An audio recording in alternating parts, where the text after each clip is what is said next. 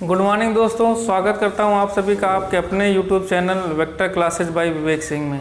आज हम लोग थर्मोडायनेमिक्स को जहां तक किए थे पिछले वाले लेक्चर में उससे आगे बढ़ाते हैं। हम लोगों ने पिछले वाले लेक्चर में बात किया था कि टेम्परेचर का क्या इफेक्ट पड़ता है, किस पर, डेंसिटी पर। तो टेम्परेचर बढ़ाने पर डेंसिटी क्या हुई थी, घटी थी। क्यों? क्योंकि rho equal to M by V, mass upon volume होता है डेंसिटी। तो वॉल्यूम टेम्परेचर बढ़ाने पे क्या होता है, एक्सपेंशन होता है। एक्सपेंशन के वजह से वॉल्यूम बढ़ेगा जिससे डेंसिटी घटेगी। लेकिन आपसे ये पूछा जाएगा कि डेंसिटी जो घट रही है तो कितनी घटेगी, यानी फाइनल डेंसिटी क्या होगी। अगर बोलिएगा 20 डिग्री सेल्सियस पे डेंसिटी ये है तो 50 डिग्री सेल्सियस डेंसिटी क्या होगी, और या फिर ये भी पूछ लिया जाए चेंज इन डेंसिटी क्या होगी। तो यहाँ से क्या आ जाएगा, आपका जो एक्सप्रेशन मैंने प्रूव किया था, rho dash equal to rho 1 minus gamma delta T. Gamma क्या था, वॉल्यूमेट्रिक एक्सपेंशन कोफिशिएंट, यूनिट क्या था, इनवर्स केल्विन। ठीक, अच्छा, अब यहीं से थोड़े से आगे और चर्चा करते हैं कि थर्मोडायनेमिक्स में टेम्परेचर के बढ़ने घटने से टाइम पीरियड, सिंपल पेंडुलम का जो टाइम पीरियड होता है उस पर क्या इफेक्ट पड़ेगा। तो सिंपल पेंडुलम का टाइम पीरियड यानी टी इक्वल टू क्या होता है, 2 pi under root L by G. L क्या है, एल आपका क्या था, लेंथ। उस सिंपल पेंडुलम का जो वायर है जिससे वो बॉब हैंग करता है, उस वायर का लेंथ एल है। अब हमें पता है क्योंकि वो वायर है, और थर्मल एक्सपेंशन हमने पढ़ा है, क्या पढ़ा है उसमें, delta L equal to L alpha delta T. Volumetric expansion क्या होगा, delta V equal to V gamma delta T. तो अगर आपका थर्मल एक्सपेंशन हुआ यानी टेम्परेचर आपने बढ़ाया, तो टेम्परेचर बढ़ने के कारण लेंथ में भी इंक्रीमेंट हो सकता है, और लेंथ के बढ़ने के कारण टाइम पीरियड भी चेंज हो सकता है, यानी टाइम पीरियड भी बढ़ सकता है। तो यहाँ पे टेम्परेचर को मैं थीटा से रिप्रेजेंट करने जा रहा हूँ, क्योंकि टाइम पीरियड, टाइम के लिए मैंने टी रख लिया है, तो यहाँ पे टेम्परेचर को टी से नहीं, किससे डिनोट करने जा रहा हूँ, थीटा पे। अगर आपसे सामने ये बोल दिया जाए कि ये जो एल लेंथ है, ये एल लेंथ थीटा टेम्परेचर पर है, थीटा डिग्री सेल्सियस या केल्विन। आपसे बोला जाए टेम्परेचर में theta plus delta theta, temperature को इंक्रीज किया, मान लो कितना, डेल्टा थीटा, तो लेंथ इंक्रीज होके एल प्लस डेल्टा एल हो गया, यानी ये नया लेंथ एल डैश आ गया। मतलब आपसे क्या बोला गया, थीटा टेम्परेचर पर लेंथ एल था, किसका, सिंपल पेंडुलम के वायर का। और जब थीटा यानी टेम्परेचर मैंने थीटा से थोड़ा और आगे डेल्टा थीटा बढ़ा दिया, तो लेंथ कितना हो गया, लेंथ भी बढ़ गया, कितना, डेल्टा एल। ये आपको पता है डेल्टा एल क्या होने वाला है, डेल्टा एल यहाँ से क्या होने वाला है, चेंज इन लेंथ जो है किसके प्रोपोर्शनल होता था, initial length alpha delta theta, यानी चेंज इन टेम्परेचर, जितना टेम्परेचर में आपने बदलाव किया उसके डायरेक्टली प्रोपोर्शनल होता था क्या, लेंथ में जो चेंजमेंट है। यानी इस हिसाब से आपका क्या आएगा, नया वाला टाइम पीरियड कितना होने वाला, इसको आपको कैलकुलेट करना था। तो हमने यहाँ से इस एक्सप्रेशन से क्या देखा कि time period T is directly proportional to root L. ये दिख रहा साफ साफ आपको, क्योंकि 2 पाई कांस्टेंट, जी कांस्टेंट अगर ले लिए तो टाइम पीरियड किसके डायरेक्टली प्रोपोर्शनल है, अंडर रूट एल के। तो कहने का मतलब अगर नया टाइम पीरियड आएगा टी डैश, तो ये डायरेक्टली प्रोपोर्शनल किसके होने वाला, नए वाले लेंथ एल डैश के। तो यानी अगर मैंने ये बोल दिया कि what is T dash upon T, तो ये क्या आएगा, under root L dash upon L. नहीं समझे, अगर प्रोपोर्शनलिटी हटाया तो कोई कांस्टेंट के आया, यहाँ भी के, तो कांस्टेंट तो कटने वाला है, यानी टी डैश अपॉन टी क्या होएगा, under root L dash upon L. अच्छा, एल डैश को क्या लिख सकते हैं हम लोग, L plus delta L upon L, क्योंकि नया वाला जो लेंथ में चेंजमेंट हुआ है, जो नया लेंथ आया है वो क्या है, initial length plus thermal expansion का और टेम्परेचर बढ़ने का, और जो डेल्टा एल उसमें इंक्रीज हुआ है, तो नया वाला लेंथ एल डैश क्या होएगा, एल प्लस जो इंक्रीज हुआ है L plus delta L. Initial length क्या था, एल। ये बात सबके समझ में आ गई होगी, क्योंकि time period directly proportional root L, नया वाला टाइम पीरियड नए वाले लेंथ के, तो दोनों का रेशियो मैंने ले लिया था under root L dash upon L. ये चीज़ आपको क्लियरली समझ में आ गई होगी। अच्छा, अब और क्या कर सकते हैं यहाँ से आप देखोगे T dash upon T equal to under root of L plus delta L की वैल्यू क्या होती है, डेल्टा एल क्या है, L alpha delta theta upon L. यहाँ से एल कॉमन करोगे तो इसको मैं ऐसे लिख सकता हूँ, 1 plus alpha delta theta to the power half, under root को अगर हटा दिया, एल यहाँ से कॉमन करके कैंसिल कर दिया, ये आया। बाइनोमियल लगाया, बाइनोमियल फिर से वही चीज़ क्या, 1 plus X to the power अगर n है तो इसको हम लोग 1 + nx अप्रोक्सीमेटली लिख सकते हैं। लेकिन कब? जब ये पावर जो है फ्रैक्शन हो, यानी 1 से छोटा हो या निगेटिव हो। तो यहाँ पे फ्रैक्शन था पावर, तो इसको मैं कैसे लिख सकता हूँ? 1 + half alpha delta theta. Clear? तो यानी यहां से टी डैश क्या आएगा? नया वाला टाइम पीरियड, नया वाला टाइम पीरियड क्या आएगा? T dash equal to T 1 + half alpha delta theta. Clear है? अच्छा, इसको और सही से थोड़ा सॉल्व किया जाए। T dash equal to T अंदर मल्टीप्लाई हुआ तो टी 1 जा T plus half alpha T delta theta, ये आया। अच्छा, इस चीज को थोड़ा सा और सही से देखा जाए तो इसको मैं ऐसे भी लिख सकता हूं, T dash minus T equal to half alpha delta theta, और ये टी इसमें भी है। ठीक, तो टी डैश माइनस टी, यानी टी डैश क्या था? नया वाला टाइम पीरियड। टी क्या था? Initial time period. तो यानी जैसे मान लो पहले टाइम पीरियड 5 सेकंड था, फिर 6 सेकंड हो गया, तो टी डैश 6 सेकंड, टी क्या था? 5 सेकंड, तो टी डैश माइनस टी यानी change in time period. T dash minus T क्या बता रहा है? Change in time period. तो यानी इसे मैं लिख सकता हूं delta T equal to half alpha T delta theta. ये इंपॉर्टेंट एक्सप्रेशन है इस बिहाफ में, यानी half alpha T delta theta. Alpha क्या है? फिर से अल्फा क्या है? लीनियर कोफिशिएंट है ना, linear expansion coefficient, unit by inverse kelvin. तो अल्फा आपको दे दिया जाएगा। टी आपका शुरू में इनिशियल टाइम पीरियड क्या था? ये है। डेल्टा थीटा क्या है? Change in temperature. जैसे 20 से 30 कर दिया, यानी चेंज इन टेम्परेचर कितना हुआ? 10 का। 20 से 40 कर दिया तो चेंज इन टेम्परेचर कितना हुआ? 20 का। 20 से 60 कर दिया, चेंज इन टेम्परेचर 40 का, तो वो यहाँ पे रखा जाएगा। अच्छा, चेंज इन टेम्परेचर जब लिखा जाएगा तो उसको सेल्सियस में लिखेंगे या केल्विन में लिखेंगे?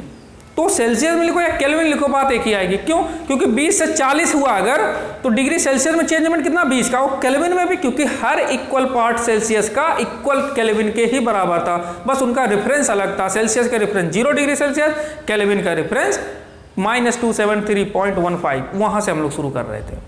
ये कहानी अगर कोई पहली बार ये लेक्चर देख रहा है तो पीछे वाला लेक्चर थर्मोडायनामिक जरूर देखे, क्योंकि वो बेसिक ही नहीं बल्कि आपको थर्मो का पूरा नींव ही रखेगा। कैसे सोचा गया था वो सारी कहानी मैंने पिछले लेक्चर में बताई थी। तो इस हिसाब से आपका क्या सामने आपके आया कि change in time period is equal to half alpha T delta theta.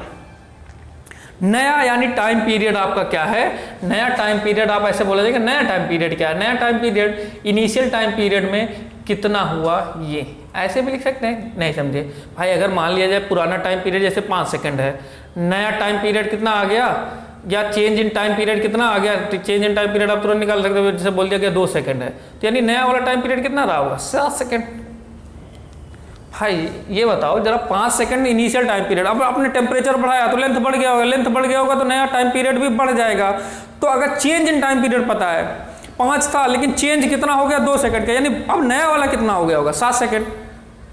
नया वाला 7 सेकंड। क्योंकि टेम्परेचर इंक्रीज करोगे तो टाइम पीरियड भी बढ़ेगा, यानी 5 से बढ़ेगा ही, तो 7 सेकंड। क्लियर है आपसे? लेकिन क्वेश्चन जो पूछेगा वो यही नहीं पूछेगा कि calculate the change in time period या calculate the new time period of the simple pendulum, आपसे यही नहीं पूछेगा। अगर जेई क्वेश्चन यहाँ से बनाता है ना, जेई मेन बनाता है या नीट बनाता है, तो जनरली वो क्वेश्चंस में यहाँ पे थोड़ा सा और अच्छा करेगा। और वो अच्छा क्या करेगा? वो आपसे ये पूछ लेगा कि अगर आपके सामने कोई सिंपल पेंडुलम है, तो अगर उसका टाइम पीरियड बढ़ गया, मान लो टेम्परेचर बढ़ाए तो टाइम पीरियड बढ़ गया, तो आपसे ये बोल दिया जाएगा कि इतने दिनों बाद। अच्छा, आप ये चीज़ ये जरा बताओ कि अगर आपसे बोले टाइम पीरियड बढ़ गया, कोई सिंपल पेंडुलम के बेस्ड पे यानी सिंपल पेंडुलम के आधार पे एक घड़ी है, अगर उसका टाइम पीरियड बढ़ गया तो ये बताओ घड़ी क्या स्लो होगी या फास्ट? सबसे पहला क्वेश्चन, घड़ी स्लो होगी या फास्ट? कोई लोग कहना है भाई टाइम पीरियड बढ़ गया यानी घड़ी फास्ट होगी। गलत है। टाइम पीरियड बढ़ गया तो घड़ी फास्ट थोड़ी ना होगी। भाई देखो मेरे भाई, क्या होएगा अगर टाइम पीरियड बढ़ गया? तो टाइम पीरियड का मतलब क्या होता है कि यानी घड़ी एक चक्कर जो पूरा करेगी। सुनना, टाइम पीरियड तो मान लो सिंपल पेंडुलम का कि ये अगर सिंपल पेंडुलम है, टाइम पीरियड क्या यानी इनिशियल पॉइंट से शुरू किया, ये गया फिर वापस आया, अब ये टाइम पीरियड है। तो घड़ी अगर इसी टाइम पीरियड के आधार पर बनाई गई है तो सोचो जरा, टाइम पीरियड बढ़ गया, यानी पहले अगर मान लो 5 सेकंड लेता था एक चक्कर के लिए, अब वो टाइम पीरियड कितना हो गया? 6 सेकंड। यानी 1 सेकंड उसने ज़्यादा लिया एक चक्कर को करने में। अब सोचो अगर घड़ी के हिसाब से सोचो, मान लो एक चक्कर जो है वो 5 सेकंड, मान लो ऐसी कोई घड़ी मैंने बनाई 5 सेकंड में कंप्लीट कर ले रहा था अगर बाय द वे पूरा एक चक्कर, अब वो 6 सेकंड में कंप्लीट कर रहा वही उतनी दूरी, तो क्या हुआ, यानी उसकी चीज जो उसकी चाल है, रफ्तार है, वो क्या धीरे नहीं हुई? नहीं समझे? अरे यार ये बताओ, अगर मैंने बोला कि एक घड़ी है आपके पास, इसकी जो सुई है अगर ये टाइम पीरियड किसके सिंपल पेंडुलम के आधार पर सेट किया गया, ये एक चक्कर मान लो अगर 10 सेकंड में ले रहा है या 60 सेकंड में ले रहा है, मान लो चलो ठीक है सेकंड वाली सुई है तो 60 सेकंड में कंप्लीट किया। मैंने बोला टाइम पीरियड अगर बढ़ गया मान लो 65 हो गया, तो ये इतनी ही दूरी पूरा यही एक चक्कर पहले 60 सेकंड में कंप्लीट करता था, अगर ये 65 हो गया तो मतलब उतना ही ये 65 सेकंड 5 सेकंड ज्यादा ले रहा है, यानी उतनी ही दूरी के लिए पहले एक 60 ले रहा था, उतनी ही दूरी के लिए अब एक 65 ले रहा है, मतलब ज्यादा समय ले रहा है उतनी ही दूरी में। तो क्या हुआ, रफ्तार कम हुई या ज्यादा? कम हुई। तो जब टाइम पीरियड बढ़ेगा, सुनना ढंग से, आपसे एक सवाल पूछा जा सकता है कि अगर टाइम पीरियड बढ़ा तो घड़ी फास्ट हुई या स्लो? तो घड़ी स्लो हुई। घड़ी क्या हुई? स्लो हुई। अच्छा अगर ये बोल दिया जाए भाई, जैसे हमने हमारे पास एक घड़ी है, वो बोल दिया गया कि अगर उस घड़ी का जो एक्यूरेसी है वो 20 डिग्री सेल्सियस के आधार पर या रूम टेम्परेचर के आधार पर अगर टेम्परेचर मैंने 50 डिग्री कर दिया, 45 डिग्री कर दिया, तो जाहिर सी बात है घड़ी में अब क्या होने वाला है, उसका टाइम पीरियड क्या होएगा? बढ़ जाएगा, घड़ी स्लो हो जाएगी। तो अगर ये बोला जाएगा अगर 10 दिन बाद घड़ी को देखा जाए तो घड़ी ओवरऑल नेट कितना स्लो हुई थी, यानी घड़ी ने कितना समय खो दिया। भाई अगर मान लो 10 दिन बाद उसको 4 घंटे को बोले भाई 4 घंटे का डिफरेंस बता रही ओरिजिनल वाली घड़ी से, तो मतलब क्या हुआ, 4 घंटा उसने टाइम खो दिया, 4 घंटा वो पीछे चली। स्लो होने का मतलब क्या, 4 घंटा पीछे चली। तो यानी आपसे जो क्वेश्चन जेईई या नीट पूछ सकता है वो क्या पूछ सकता है? Time lost. क्या पूछ सकता है? Time lost. यानी घड़ी का टाइम पीरियड अगर बढ़ा तो यानी घड़ी जब स्लो होएगी तो यानी कितना वो टाइम ओरिजिनल वाले से पीछे चलेगा, उसी को क्या बोल रहे हैं? Time lost. तो कितना टाइम खो देगा वो, ये कैलकुलेट करने के लिए आपसे पूछेगा। तो इसका मैं डायरेक्टली आपको सामने रख देता हूँ। टाइम लॉस्ट जो होएगा डेल्टा टी। अगर आपसे बोल दिया गया टाइम लॉस्ट, ये जाहिर सी बात है कुछ आपको इंटरवल लेगा कि इतनी देर में घड़ी कितनी पीछे होगी। ऐसे थोड़ी ना पूछ लेगा कि घड़ी जैसे आपके सामने मान लो टाइम पीरियड था 2 सेकंड, सिंपल पेंडुलम या सेकंड पेंडुलम अगर मान लिया, सेकंड पेंडुलम 2 सेकंड, आपको बोला गया कि भाई टेम्परेचर बढ़ गया 2 सेकंड के बजाय उसका टाइम पीरियड 3 सेकंड हो गया। तो अब आपसे पूछ लिया जाएगा भाई घड़ी स्लो हो गई, तो आपको पता है क्या टाइम पीरियड के आधार पर, क्योंकि टाइम पीरियड बढ़ गया तो घड़ी स्लो हुई। लेकिन आपसे ये पूछा जाए कि एक दिन में बताओ कितना पीछे रहेगी, तो यानी आपको एक इंटरवल देगा, 1 दिन देगा, 1 वीक देगा, 1 महीना देगा, 1 साल देगा, कुछ भी दे सकता है। तो उस इंटरवल में घड़ी ओवरऑल नेट कितना पीछे रहेगी, आपसे ये पूछा जाएगा टाइम लॉस। किसमें? अगर बोला जाए टी समय में, टी दिनों में या टी महीनों में कितना घड़ी पीछे होने वाली है, ये कैलकुलेट करना। तो आप कैसा करोगे? डेल्टा टी, यानी ये क्या है? टाइम लॉस्ट इक्वल टू क्या होएगा? नया वाला, यानी आपका जो चेंज इन टाइम पीरियड है, यानी ओरिजिनल टी था, लास्ट में टी डैश हो गया, तो चेंज इन टाइम पीरियड जो डेल्टा टी हम लोग निकाल रहे हैं, half alpha T delta theta upon नया वाला टाइम पीरियड कितना हो गया? टी डैश, यानी change in time period, temperature बढ़ने से टाइम पीरियड में कितने की चेंजमेंट आई, और नया वाला टाइम पीरियड कितना हो गया, इनटू ये टी करोगे तो यहां से क्या आने वाला है? Time lost. कितना टाइम घड़ी वो खो देगी, कितना टाइम पीछे रहने वाली है, ये आप यहां से डायरेक्टली कैलकुलेट कर सकते हो। इसमें कुछ नहीं है, ये बिल्कुल आसान सा एक्सप्रेशन है, आप इसे डायरेक्टली लिख लो। आपको बहुत सारी चीज़ों में अगर क्वेश्चन आया तो ये आपका काम देगा, आसान कर देगा सवाल को, है ना। जैसे मान लो आपके सामने ऐसे मैंने क्वेश्चन दे दिया, क्वेश्चन एक कर लेता हूँ इसके ऊपर। जैसे मान लो आपके सामने क्वेश्चन ये दे दिया कि एक सिंपल पेंडुलम है ना, ये सवाल कर लेना क्या है? एक सिंपल पेंडुलम। सिंपल पेंडुलम क्या चीज़ होती है? Simple pendulum T = 2π√L/g। अच्छा मैंने इसको सिंपल के बजाय सेकंड पेंडुलम अगर मान लो ले लिया, सेकंड पेंडुलम अच्छा क्या होता है? सेकंड पेंडुलम ऐसा पेंडुलम होता है जिसका टाइम पीरियड 2 सेकंड हम लोग लेते हैं, यानी 1 मीटर लेंथ होती है किसकी? अगर वायर की 1 मीटर लेंथ होती है, T = 2π√L की वैल्यू अगर मैंने 1 मीटर डाला, G की वैल्यू अगर मैंने 9.8 रखा, तो ये जो कैलकुलेट करोगे ये आएगा 2 सेकंड। कैसे? ये पाई जो है √9.8 लगभग अप्रॉक्सीमेटली पाई के बराबर आती है, पाई कट गया, √1 = 1, तो टाइम पीरियड कितना आएगा? 2 सेकंड। यानी कहने का मतलब आपके सामने अगर बोल दिया गया सेकंड पेंडुलम, तो सेकंड पेंडुलम की खासियत क्या होती है? सेकंड पेंडुलम वो चीज़ होता है जिसका टाइम पीरियड यानी t 2 सेकंड होता है, उसे हम लोग सेकंड पेंडुलम बोलते हैं। आपके सामने बोला एक सेकंड पेंडुलम था जिसका टाइम पीरियड 2 सेकंड है। ये बोला गया इसका जो लेंथ था, ठीक है, शुरू में इसका लेंथ तो मान लो 1 मीटर है ना, ये 20 डिग्री सेल्सियस पे काम कर रहा था। ओरिजिनली ये सही से एक्यूरेसी इसकी क्या थी? 20 डिग्री सेल्सियस पे सही काम कर रहा है, जो घड़ी इससे बनाई गई है। अगर ये 20 डिग्री सेल्सियस के बजाय 50 डिग्री सेल्सियस मैंने टेम्परेचर बढ़ा दिया, 20 से कितना कर दिया गया? 50, तो आपसे ये पूछा गया कि आपको इसे बताओ कि 10 दिनों में 10 डे 10 दिनों में कितना टाइम लॉस होगा। क्या कैलकुलेट करना है? 10 दिनों में कितना टाइम लॉस होगा, कैलकुलेट करना जरा। आप देखो इसे कैसे हो जाएगा। आपको सबसे पहले नया वाला टाइम पीरियड निकाल लेंगे। नया वाला टाइम पीरियड क्या हो जाएगा? Change in time period delta T equal to half alpha. अगर अल्फा भी आपके सामने मान लो ऐसे करके मैंने दे दिया 1.2 10⁻⁴ केल्विन इनवर्स अल्फा, ये दे दिया आपके सामने। अल्फा की वैल्यू आपको दे दिया जाएगा क्वेश्चंस में भी।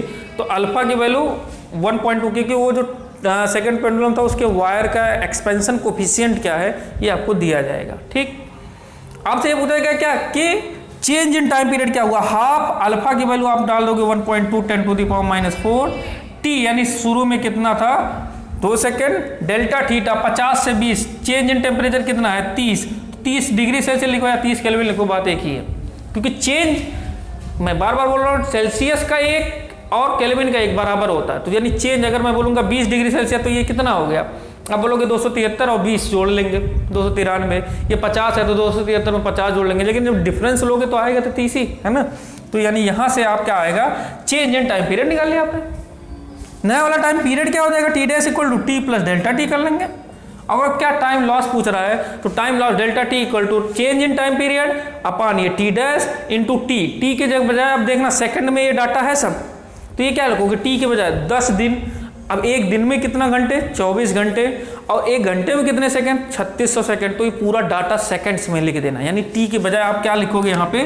10 दिन। 10 दिन मतलब एक दिन में कितने घंटे? 24। एक घंटे में कितने सेकंड? 3600। तो ओवरऑल ये इतना नेट टोटल सेकंड्स आएगा। तो आप क्या रखना? Delta T change in time period upon final time period into T की बजाय ये वाली डाटा रखोगे 10 दिनों में कितने सेकंड हुए, सेकंड में रखेंगे। तो यहाँ से क्या आएगा? टाइम लॉस्ट, यानी घड़ी कितना पीछे रहने वाली है। ऑप्शन वो ये देगा, ध्यान देना, ऑप्शन थोड़ा वो अच्छा देगा। आपसे पूछा जाएगा कितने दिनों में घड़ी के साथ क्या होगा, तो आपके सामने ऑप्शन रख देगा कि मान लो जैसे 10 सेकंड या 500 सेकंड पीछे रह जाती, मान लो भाई दो, अगर 500 सेकंड पीछे रह जाए तो आपसे सामने ये रखेगा 500 सेकंड्स घड़ी स्लो हुई है ना, 500 सेकंड्स फास्ट हुई, या और भी डाटा 1000 सेकंड स्लो हुई, 1000 सेकंड फास्ट हुई। तो आप हमेशा ध्यान रखोगे जब टाइम पीरियड बढ़ेगा दैट मीन्स घड़ी स्लो हुई है। क्लियर? तो ये आपके सामने एक इस तरीके से इस बेसिस पे एक क्वेश्चन था। आपके सामने मैं एक क्वेश्चन इसी टाइप में और रख देता हूँ। अगर आपके लिए ये बोला जाए कि एक स्केल है, स्केल के ऊपर भी क्वेश्चंस आपके सामने रखा जाएगा, मैं आपको तरीका बताते चल रहा हूँ, प्रैक्टिस आप कर सकते हो, आपके पास कोई भी बुक हो उससे आप प्रैक्टिस कर सकते हो। क्वेश्चन ये कि अगर मान लो एक स्केल है, लेंथ मेजर करने वाली एक स्केल है, उस स्केल में मान लो अगर ऐसे बोल दिया जाए कि भाई 5 सेंटीमीटर्स थे, मैं आपके सामने बड़ा रख रहा हूँ, ये 0 है, ये 1 है, ये 2 है, ये 3 है, ये 4 है, और ऐसे मान लो ये 5, ये सेंटीमीटर्स थे स्केल से। ये सही रीडिंग मान लो 20 डिग्री सेल्सियस पे दे रहा है। सही रीडिंग किस पे दे रहा है? 20 डिग्री सेल्सियस पे, कि भाई सही रीडिंग है 20 डिग्री सेल्सियस पे। अब ये स्केल जो है अगर मान लो ये मेटालिक है, कैसा स्केल है? मेटालिक, यानी मेटल है। अब अगर टेम्परेचर बढ़ेगा तो thermal expansion coefficient, linear expansion coefficient के वजह से अगर टेम्परेचर बढ़ा तो क्या होएगा? मेटल में एक्सपेंशन होएगा, ये पटरी क्या हो जाएगी? फैल जाएगी, ये स्केल फैल जाएगी। तो आपसे 2 सवाल पूछे जा सकते हैं यहाँ से, देखते रहना, मैं आपको हर तरीके का आपके सामने रख देता हूँ, प्रैक्टिस आप कर लेना, मैं क्वेश्चन भी दे दूंगा, प्रैक्टिस भी कर लेना। ये सेंटीमीटर्स थे, ये सेंटीमीटर्स के पार्ट दिया है आपके सामने कि भाई ये है, ये सेंटीमीटर्स थे। ठीक, आपसे ये बोला गया अगर ये 20 डिग्री सेल्सियस पे सही रीडिंग है, बिल्कुल ठीक, इसमें कोई किसी प्रकार की कोई एरर नहीं है, ये बोला गया अगर 20 से 40 डिग्री सेल्सियस मैंने टेम्परेचर बढ़ा दिया, तो अब बताओ अगर मुझे 2 सेंटीमीटर मेजर करना है तो वो 2 सेंटीमीटर इससे क्या रियलिटी में सही मेजर होगा, ज़्यादा मेजर होगा या कम मेजर होगा या अनचेंज, कुछ भी आपसे पूछ सकता है। क्या फिर से सुनना, मैंने ये बोला 20 डिग्री सेल्सियस पे ये पटरी, ये स्केल सही कैलकुलेशन दे रहा, सही तरीके से मेरे 2 सेंटीमीटर, अब तो रख दो कि हाँ भाई 2 सेंटीमीटर है। पर इसको मैं इस्तेमाल कहाँ पे करने जा रहा हूँ, जहाँ पे टेम्परेचर 40 है। तो जब ये पटरी को मैं 40 डिग्री सेल्सियस वाले एनवायरनमेंट में ले जाऊंगा तो जाहिर सी बात है जब टेम्परेचर बढ़ गया तो एक्सपेंशन के कारण क्या होएगा, इस पटरी में क्या हो जाएगा, एक्सपैंड करेगा, फैल जाएगा। तो ये मान लो 5 सेंटीमीटर पटरी थी, 5 से बढ़ भी सकती है। बढ़ के कितना जाएगा, अगर मेटेलिक इस पटरी की पूरी आपका अल्फा दे दिया कि अल्फा की वैल्यू मान लो कॉपर है 1.2 10⁻⁵ इनवर्स केल्विन दे दिया। लेंथ कितनी थी, 5 सेंटीमीटर थी। चेंज इन टेम्परेचर आपको पता है, तो क्या ये डेल्टा एल निकाल सकते हो। डेल्टा एल क्या होने वाला है, एल अल्फा डेल्टा टी। तो डेल्टा एल निकालिए, यानी लेंथ फाइनली कितनी होगी, एल प्लस डेल्टा एल। तो यानी आपको फाइनल लेंथ पता चल गया, यानी 5 के बजाय हो सकता है 6 हो गया हो जब 40 पे ले गए हो। वो अल्फा जैसे देगा आपको निकाल लोगे। तो यानी जब 40 डिग्री पे रखा पटरी को तो ये क्या हुआ होगा, ओरिजिनली हो सकता है अब ये बढ़ गया है क्योंकि एक्सपैंड कर जाएगा, बढ़ गया। तो रियलिटी में जब ये बढ़ रहा होगा तो इसका जो 1 सेंटीमीटर वाला जोन था, इतने पे ये 1 सेंटीमीटर होता, पर अब यही चीज 5 सेंटीमीटर, वो तो उस पर मार्किंग है ना, 1 है 2 है 3 है 4 है 5 है। तो ये मार्किंग जो जब ये बढ़ रहा होगा, पूरी पटरी फैल रही होगी क्योंकि टेम्परेचर बढ़ गया, तो वो मार्किंग जो 1 सेंटीमीटर का था तो वो भी तो फैल गया होगा, नहीं समझे। तो यानी क्या हो गया होगा, 0 से 1 तो ये था, लेकिन अब इसमें 0 से 1 यहाँ 1 है, ये 2 है, ये 3 है, ये 4 है, ये 5 है, ऐसे। यानी इनिशियल जो स्केल की 1 सेंटीमीटर थी, अब जब फाइनल ज्यादा टेम्परेचर में दे रहे तो वो 1 सेंटीमीटर इसके लिए क्या बड़ा है। पहले मुझे 2 सेंटीमीटर मेजर करना था कोई चीज, तो 2 सेंटीमीटर ऐसे सामने रखा, आप पटरी रखा, कहा हाँ भाई 2 सेंटीमीटर है, तो अब वही चीज 2 सेंटीमीटर, वो चीज वही 2 ही है, लेकिन इस पटरी के हिसाब से जो 40 पे काम करने ले जा रहे हो तो वो क्या देगा, उस लेंथ को घटा देगा। यानी उससे जब आप मेजर करोगे तो आपको लगेगा यार ये तो 1.8 है।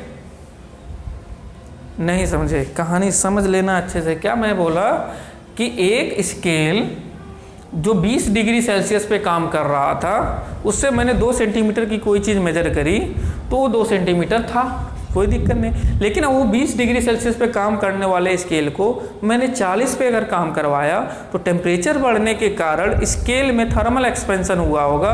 ड्यू टू थर्मल एक्सपेंशन वो स्केल फैल गई होगी, एक्सपैंड कर गई होगी, जिसकी वजह से उसके जो सेंटीमीटर्स वाले खाने थे, बॉक्सेस थे जो सेंटीमीटर्स वाले, उसमें भी क्या हो गया होगा, एक्सपेंशन हो गया होगा। यानी अब वो 1 सेंटीमीटर जो ओरिजिनल था, उस 1 सेंटीमीटर को ये कम मापेगा क्योंकि इसका 1 सेंटीमीटर बढ़ गया क्योंकि पूरी पटरी ही फैल गई थी।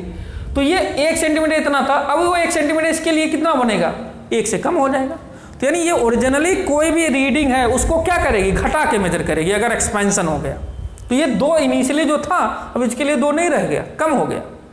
तो सवाल यही था कि अगर स्केल्स को हाई टेम्परेचर पे काम करवाएंगे तो क्या वो जो ट्रू रीडिंग है, जो 2 सेंटीमीटर की जो ट्रू रीडिंग यानी सही जो रीडिंग है, वो अब इसके रेस्पेक्ट में कैसी होगी, बढ़ेगी या घटेगी, घट जाएगी। क्या हो जाएगी, घट जाएगी। अगर मैंने टेम्परेचर कम पे काम किया, 20 पे काम करा, 10 पे काम करवाया, समझ गए हो कि 10 पे अगर काम कराया, यानी 20 पे सही काम करा, 10 पे, तो 10 पे काम करेंगे तो यानी ये क्या होएगा, कॉन्ट्रैक्ट हो जाएगा। आपकी बात एक्सपेंशन नहीं, आपकी कॉन्ट्रैक्ट हो जाएगा, यानी इसका 1 सेंटीमीटर कम हो जाएगा। तब जो ट्रू रीडिंग है उससे वो वाली रीडिंग, नई वाली पटरी जो कि कम टेम्परेचर पे काम कर रही है, अब वो क्या करेगी, बढ़ा के देगी वैल्यू। 2 सेंटीमीटर हो सकता है उसके लिए 2.2 बन जाए। कब, जब बिलो टेम्परेचर यानी ओरिजिनल टेम्परेचर से कम पे काम करवाऊंगा, जिस पे वो रियलिटी में काम कर रही है। अगर उससे ज़्यादा पे काम कराऊंगा तो सॉर्ट कर देगी, अगर उससे कम पे कराऊंगा तो ट्रू रीडिंग से बढ़कर वैल्यू आएगी। क्लियर हो गया होगा ये भी कॉन्सेप्ट आपका। ये सवाल आ सकते हैं, इंपॉर्टेंट है। आपके सामने जैसे ऐसे दे दिया गया, एक पटरी है जिसकी लंबाई 30 सेंटीमीटर है, ये 20 डिग्री सेल्सियस काम कर रही थी, है ना। इसका अल्फा यानी मेटेलिक जो लिखा था, इसका अल्फा इक्वल टू 1.2 या 2.4 × 10⁻⁻² है। और अगर इसको मैंने किस पे काम करवाया, 50 डिग्री सेल्सियस पे, तो बताओ 5 सेंटीमीटर की लेंथ को ये कितना मेजर करके बताएगा, क्या कर सकते हो, बिल्कुल कोई दिक्कत नहीं, आपको तुरंत समझ में आएगा। डेल्टा एल निकाल लिया, डेल्टा एल निकाल लोगे कैसे, delta L equal to L alpha delta T. जैसे डेल्टा एल निकालिए तो आपको पता चल गया 30 सेंटीमीटर की पटरी अब कितनी हो गई, उस बिहाफ में उसका 1 सेंटीमीटर अब कितना हो गया, तो उस हिसाब से 5 सेंटीमीटर अब कितना बनेगा। क्या टेम्परेचर बढ़ा दिया, यानी उसमें जब 4 ऑप्शन देगा हो सकता है 2 ऑप्शन छोटा वैल्यू दिया हो, तो आपको जब 2 ऑप्शन बड़ा वैल्यू दिया है तो जब टेम्परेचर बढ़ गया तो ट्रू रीडिंग को क्या करेगा, वो घटा के देगा। तो घटाने वाले 2 ऑप्शन या 3 ऑप्शन जो भी रहेंगे आप उससे छाड़ लोगे। अगर डेल्टा एल निकाल लिए आप समझ गए होगे कैसे करना है इस सवाल को। क्वेश्चन आप इसके बेसिस पे कर सकते हो। ठीक, तो ये तो हो गया क्या, पूरे टेम्परेचर के खेल से प्रभावित होने वाली चीज़ें, डेंसिटी कैसे प्रभावित होती है, टाइम पीरियड कैसे प्रभावित होता है, कोई स्केल किस तरीके से काम करता है, एक्सपेंशन क्या होता है, वॉल्यूमेट्रिक एक्सपेंशन क्या होता है, ये सारी चीज़ें हम लोगों ने चर्चा कर ली। ठीक बात। अब आपके सामने एक चीज़ और मैं रखता हूँ, क्या है हेडिंग, एनोमैलस बिहेवियर ऑफ वाटर। यानी फ्लूइड जो होते हैं, जो भी कोई फ्लूइड है, वो फ्लूइड भी टेम्परेचर बढ़ने के साथ साथ क्या होता है, उस फ्लूइड में एक्सपेंशन होता है, यानी उसका वॉल्यूम भी बढ़ता है। तो वॉल्यूम बढ़ने के कारण डेंसिटी क्या होती होगी, घटती होगी। डेंसिटी घटती, लेकिन ऐसा भी एक फ्लूइड है, कौन, पानी। पानी एक ऐसा फ्लूइड है जिसमें थोड़े देर के लिए यानी कुछ टेम्परेचर के लिए उसमें विपरीत प्रभाव पड़ता है, उल्टा काम करता है। मतलब उल्टा काम करने का मतलब क्या है, उल्टा काम करने का मतलब भाई ये है कि पानी जो है शुरू में टेम्परेचर बढ़ाने पे पानी का वॉल्यूम बढ़ता नहीं घटता है। ये कैसे है, ये क्या है कहानी, थोड़ी सी चर्चा कर लेते हैं। इसको क्या बोलते हैं, इस पूरी चीज़ को बोलते हैं एनोमैलस बिहेवियर। क्या बोलते हैं, anomalous, anomalous behaviour of water, anomalous behaviour of water. पानी का जो एनोमैलस बिहेवियर है ये क्या है, आप समझना जरा। सारे फ्लूइड्स की प्रॉपर्टी क्या है, ज़्यादातर फ्लूइड्स क्या होंगे, टेम्परेचर बढ़ने के साथ साथ उनके वॉल्यूम में एक्सपेंशन होगा, फैलेगा। पर पानी एक ऐसा फ्लूइड है जिसमें टेम्परेचर बढ़ने के साथ साथ कुछ टेम्परेचर तक, यानी हमेशा नहीं, कुछ टेम्परेचर की लिमिट तक इसमें उसका वॉल्यूम कॉन्ट्रैक्ट करता है, घटता है, बढ़ता नहीं है। इस प्रॉपर्टी को, पानी की इस प्रॉपर्टी को हम लोग क्या बोलते हैं, एनोमैलस बिहेवियर ऑफ वाटर। जैसे मान लो आपके सामने 1 ग्राम वाटर है, 1 ग्राम वाटर है, इसका जो ग्राफ बनता है, कभी कभी आपसे ये ग्राफ पूछ सकता है ना, थोड़ा सही से देख लेना। 1 ग्राम जो वही वाटर है, इसके वॉल्यूम वर्सेस टेम्परेचर का graph, temperature in degree Celsius, ठीक है, वॉल्यूम इन सेंटीमीटर क्यूब। ये बोल दिया गया 1 सेंटीमीटर क्यूब है ये लगभग, यहाँ पे मान लो ऐसे करके 1.002 है, ऐसे करके 1.004 है, ऐसे करके है। ये क्या है, 0 डिग्री सेल्सियस। यहाँ पे मैंने एक डाटा बनाया 4 डिग्री सेल्सियस, और ऐसे ऐसे ये 10, 20, 50 जो भी।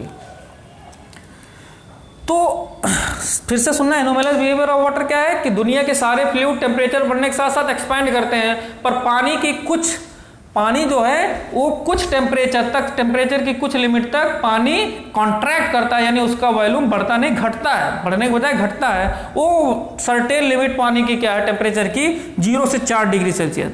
यानी जैसे जैसे 0 से 4 डिग्री सेल्सियस यानी टेम्परेचर बढ़ा रहा हूँ, पानी का वॉल्यूम बढ़ता नहीं घटता है। इसी प्रॉपर्टी को हम लोग एनोमैलस बिहेवियर कहते हैं। जैसे शुरू में 0 डिग्री सेल्सियस मान लो उसका वॉल्यूम कितना था, 1 के आसपास था, ऐसे 1.002 या आपका ऐसे ही करके मान लो, हाँ उसका वॉल्यूम ज़्यादा था। 1 ग्राम, ध्यान देना, जो वैल्यू होती है किसकी, मास की, वो जब आप लीटर ऐसे करके समझो, वो डेंसिटी पे डिपेंड करता है। इनफैक्ट कि हो सकता है भाई आपका 920 ml है ना, या फिर आपको बोलोगे 1 किलो पानी और 1 लीटर पानी बराबर नहीं, 1 किलो पानी में 1 लीटर से ज़्यादा हो सकता पानी आ जाए, है ना। वो बराबर कब होगा वो चीज़ हम समझ लेते हैं। ऐसे मान लो यहाँ पे वॉल्यूम यहाँ से था, 1 ग्राम में वॉल्यूम 1 सेंटीमीटर क्यूब से ज़्यादा था मान लो, तो जब 0 से 4 डिग्री सेल्सियस मान लो, मतलब था ही है ना, बड़ा ही होता है ना। ग्राम जो होता है लीटर की तुलना में, सेंटीमीटर क्यूब की तुलना में बड़ा होता है। तो ये क्या है, 1 ग्राम पानी जो कि शुरू में इनिशियली 0 डिग्री सेल्सियस पे 1.002 सेंटीमीटर क्यूब के आसपास था, ये 0 से 4 डिग्री सेल्सियस पे क्या हुआ, इसकी वैल्यू, वॉल्यूम की वैल्यू घटी और घटते हुए ऐसे आई कि एग्जैक्टली 4 डिग्री सेल्सियस पे इसके वॉल्यूम कितना हो गया, 1.002 से 1 सेंटीमीटर क्यूब आ गया। कब? जब 4 डिग्री सेल्सियस हुआ। यानी टेम्परेचर बढ़ाने के साथ साथ पानी का वॉल्यूम घटा, मतलब पानी जो है फ्लूइड कॉन्ट्रैक्ट किया, उसका एक्सपेंशन नहीं हुआ, कॉन्ट्रैक्ट हुआ। और 4 डिग्री सेल्सियस के बाद नॉर्मली जितने भी फ्लूइड है उन सब का क्या है, उन सब की ही तरीके से इसमें क्या हुआ, राइज आया, यानी इसमें अब एक्सपेंशन हुआ। यानी 0 से 4 डिग्री सेल्सियस ये ऐसी लिमिट है जिसमें पानी शुरू में 0 से 4 तक जाते समय पानी का वॉल्यूम घटा, कॉन्ट्रैक्ट हुआ। बाकी 4 डिग्री सेल्सियस के बाद ये सारे फ्लूइड की तरह ही बढ़ने लगा इसका भी वॉल्यूम। टेम्परेचर जैसे जैसे बढ़ा वैसे वैसे इसका वॉल्यूम बढ़ने लगा। तो इस हिसाब से एग्जैक्टली 4 डिग्री सेल्सियस पे इसका 1 ग्राम वाटर का कितना हो गया, वॉल्यूम 1 सेंटीमीटर क्यूब। तो एग्जैक्टली 4 डिग्री सेंटीग्रेड पे डेंसिटी कितनी होगी, मास पर यूनिट वॉल्यूम, यानी कितनी आएगी 1 सेंटीमीटर क्यूब। इसको 1 ग्राम पर सेंटीमीटर क्यूब, डेंसिटी क्या आएगी 1 ग्राम पर सेंटीमीटर क्यूब। इसको अगर मैंने केजी में बोला तो 1000 केजी पर मीटर क्यूब ये आएगी। तो पानी की जो सबसे डेंसिटी, जाहिर सी बात है शुरू में जब वॉल्यूम घटेगा तो density is inversely proportional to volume, क्योंकि डेंसिटी क्या होता है, मास अपॉन वॉल्यूम। डेंसिटी क्या होता है, मास अपॉन वॉल्यूम। तो जब 0 से 4 डिग्री सेल्सियस पे वॉल्यूम घट रहा था तो डेंसिटी क्या होगी, बढ़ेगी।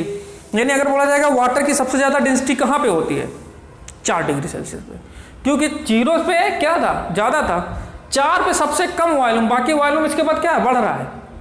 तो जिसपे सबसे कम वॉल्यूम है, जिसपे सबसे कम वॉल्यूम है उस पे सबसे ज्यादा डेंसिटी होगी। तो यानी पानी की डेंसिटी जो हम लोग 1000 केजी पर मीटर क्यूब लिखते हैं वो किस पे लिखते हैं, 4 डिग्री सेल्सियस पे। यानी वाटर की सबसे ज्यादा डेंसिटी 4 डिग्री सेंटीग्रेड पे होती है, क्योंकि वाटर एक ऐसा फ्लूइड है जिसका शुरू में 0 से 4 डिग्री सेल्सियस तक इस टेम्परेचर पर क्या होता है, इसमें कॉन्ट्रैक्शन होता है। यानी ये इसका फ्लूइड, ये जो ऐसा फ्लूइड है जो कॉन्ट्रैक्ट करता है, फिर बाद में एक्सपैंड करने लगता है।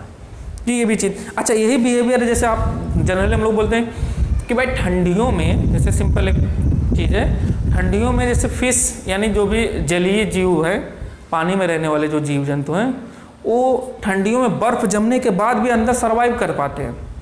क्योंकि अगर भाई ये बोला कि पूरा बर्फ़ हो गया, एक तालाब है, पॉन्ड है, लेक है ना, उस लेक में पूरा सब कुछ क्या हो गया, बर्फ़ हो गया, तो अंदर मछली भी जम जानी चाहिए, मर जानी चाहिए, ऑक्सीजन थोड़ी ना जा पाएगा इस हिसाब से। लेकिन ऐसा नहीं होता। क्यों नहीं होता? क्योंकि सोचो जरा, जब पानी है, मान लो ऐसे तालाब है, तालाब में पानी भरा हुआ है, अब टेम्परेचर डाउन हो रहा है रात में, ठीक है, मान लो रूम 10 डिग्री सेल्सियस था, 10 डिग्री सेल्सियस घटने लगा है ना। अब जब 0 डिग्री सेल्सियस पे जाएगा तभी पानी क्या होएगा, बर्फ में कन्वर्ट होएगा। तो अब 0 डिग्री सेल्सियस गया तो सबसे पहले 0 डिग्री सेल्सियस कहाँ होने वाला है, एकदम सरफेस पे होगा ना, तालाब के सबसे सरफेस पे, क्योंकि टेम्परेचर घट रहा है जो उसका फ्लो नीचे वाले अंदर वाले फ्लूइड में थोड़ी ना पहले असर जाएगा, उसका इफेक्ट कहाँ जाएगा, सबसे पहले सरफेस पे जो फ्लूइड है, यानी सरफेस वाले पानी पर। तो सरफेस वाले पानी पे जैसे 0 डिग्री सेल्सियस हुआ, पहुंचा, ये तो बर्फ बन गया, लेकिन अंदर अभी नहीं पहुंचा। अंदर क्या है अभी भी, कितना है, 4 डिग्री सेल्सियस, क्योंकि पानी नीचे रहेगा या बर्फ, आपसे पूछा गया पानी नीचे रहेगा या बर्फ, पानी नीचे रहेगा। क्यों? क्योंकि पानी का डेंसिटी क्या है, ज्यादा है कंपेयर टू बर्फ। बर्फ की तुलना पानी डेंसिटी 4 डिग्री सेल्सियस पे उसकी वॉल्यूम सबसे कम हो गया होगा, कॉन्ट्रैक्ट हो गया होगा, जिस समय 4 डिग्री सेल्सियस पहुंचा होगा, फिर 10 से घटने लगा 4 पे पानी क्या हो गया होगा, सबसे कम ज़्यादा डेंसिटी के कारण नीचे है। अब जैसे और नीचे हुआ तो ऊपर वाला सरफेस पे तो बर्फ बन गया, पर नीचे पानी क्या है, 4 डिग्री सेल्सियस पे अभी भी वाटर लिक्विड में है।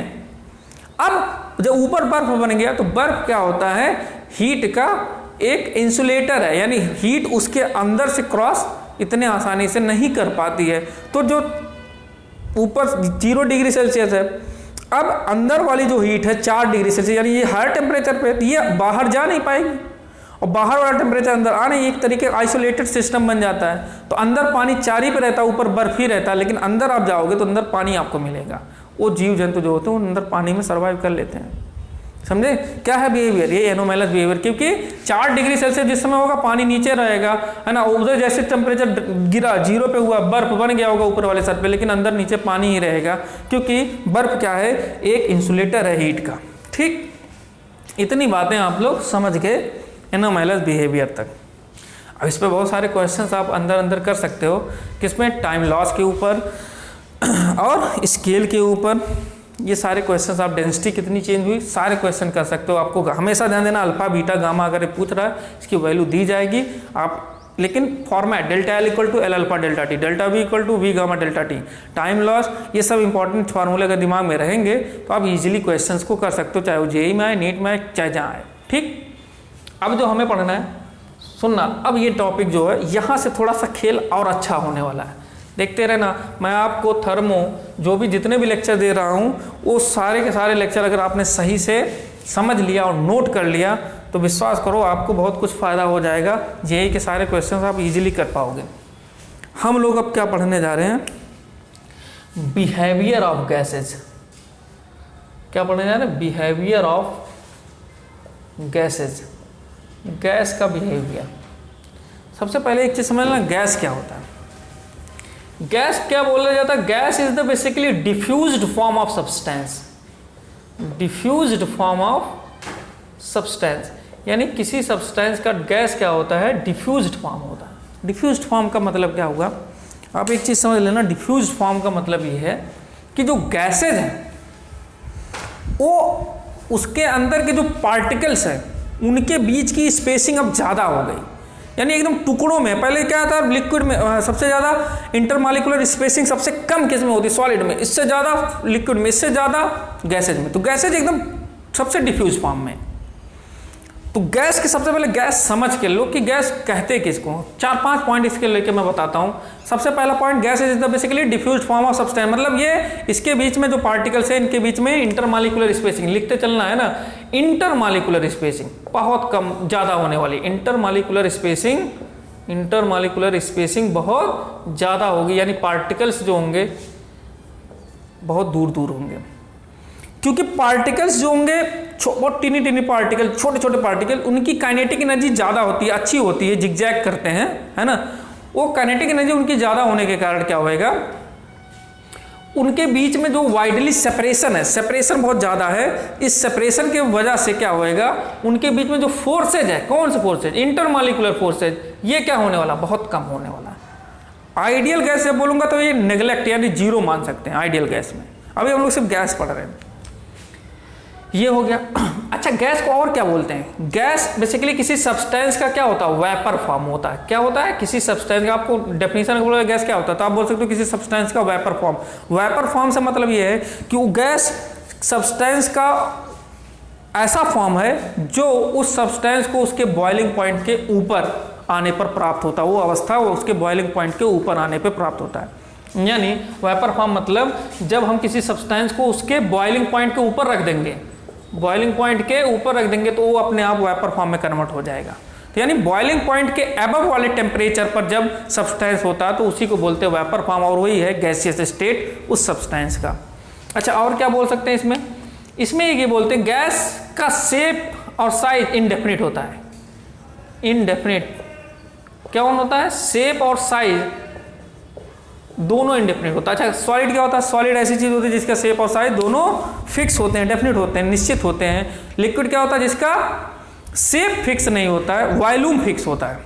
शेप साइज का मतलब, यहाँ साइज का मतलब वॉल्यूम से आप ले सकते हो। क्या साइज का मतलब, वॉल्यूम से